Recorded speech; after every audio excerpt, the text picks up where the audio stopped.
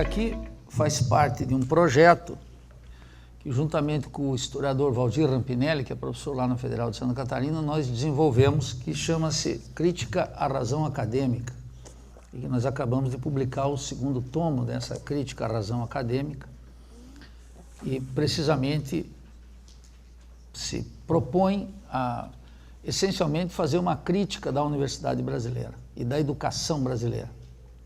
Em perspectiva histórica, eu quero dizer que nunca a crítica foi tão mal vista dentro da universidade brasileira, tão mal vista que ela quase desapareceu. Nós não temos crítica na universidade brasileira. Quando eu entrei na universidade, no século passado, em 1978, a norma era a crítica à universidade. Se confundia, em grande medida, a crítica à universidade com a existência da ditadura militar. Então, era quase uma obrigação que todo aquele que tivesse um mínimo de apreço pelo liberalismo e, portanto, pela ordem democrática, também fizesse uma crítica à universidade, porque a universidade era uma, como sempre, uma extensão, é uma organização do Estado brasileiro. Então, a minha geração nasceu sobre o signo da crítica à universidade. Mas bastou a ditadura ser substituída pelos governos democráticos burgueses para a crítica ir gradualmente desaparecendo da formação dos estudantes. Radicalmente.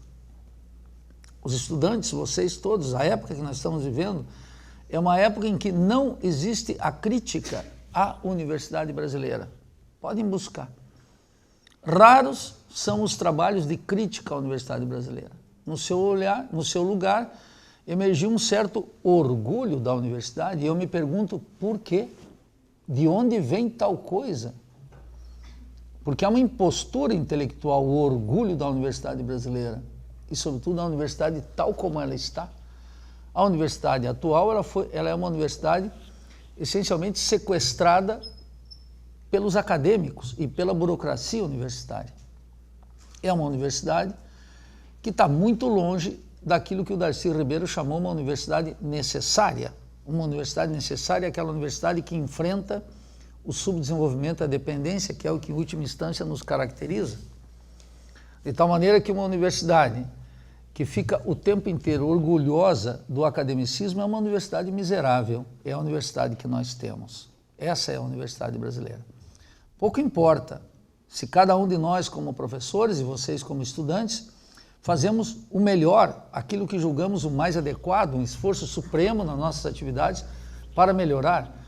O fato é que quando olhamos a cena intelectual e cultural, científica do Brasil, a universidade é uma universidade miserável. É como o Darcy Ribeiro disse, uma universidade, a educação brasileira é uma calamidade, e a universidade brasileira, como peça constitutiva do projeto educacional, é um desastre. E o principal adversário da educação brasileira é o acadêmico. O acadêmico é insípido, o acadêmico é um cínico, o acadêmico é um indiferente, o acadêmico é um ser alienado.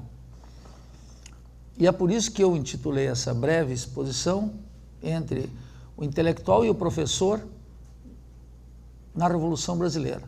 Quero falar dessas três questões.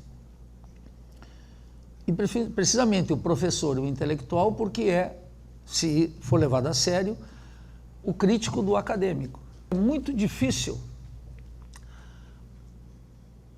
para o intelectual e para o professor, e é impossível para o acadêmico, descobrir o Brasil e a cultura brasileira.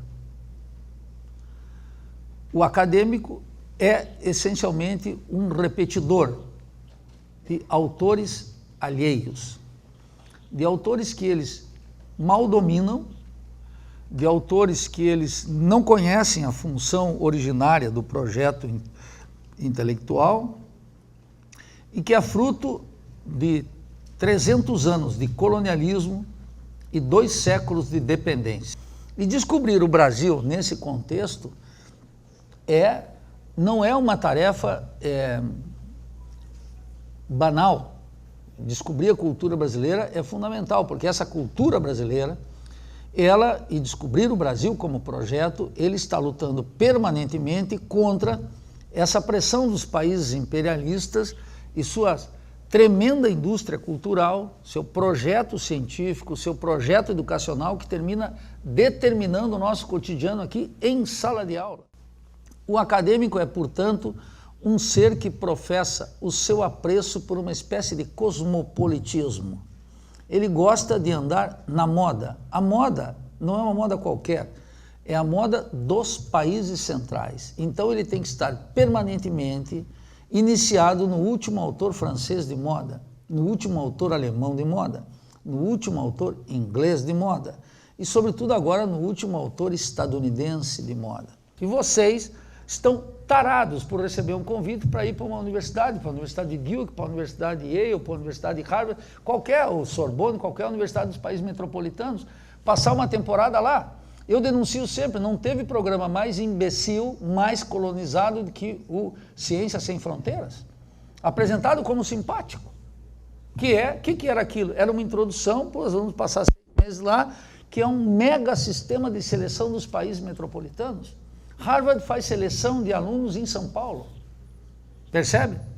Nós temos que fazer o oposto, trazer os melhores cientistas dos países metropolitanos para ficar conosco aqui 6 meses, 1 ano, 2 anos. Isso seria algo revolucionário.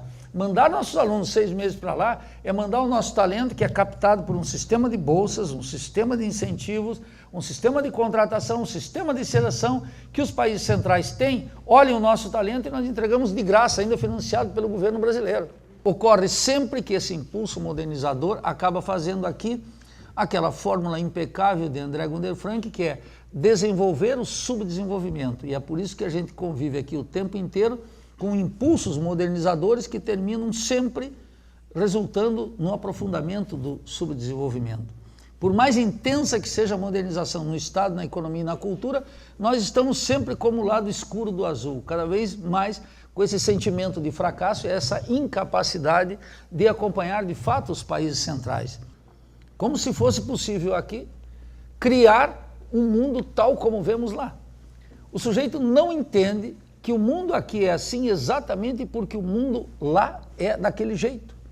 E que a relação entre um país desenvolvido, imperialista, e um país subdesenvolvido e dependente é fenômeno criado no mesmo momento. A primeira conduta de um professor aqui, de um acadêmico exitoso, é importar o projeto intelectual de um sujeito famoso num país central. É a primeira. A maior parte dos professores não se atreve à heresia de natureza alguma. Ao contrário, o que nós observamos é a repetição, a repetição, a repetição. Primeiro, uma atitude mimética do ponto de vista intelectual, que é importar o projeto intelectual de um país central.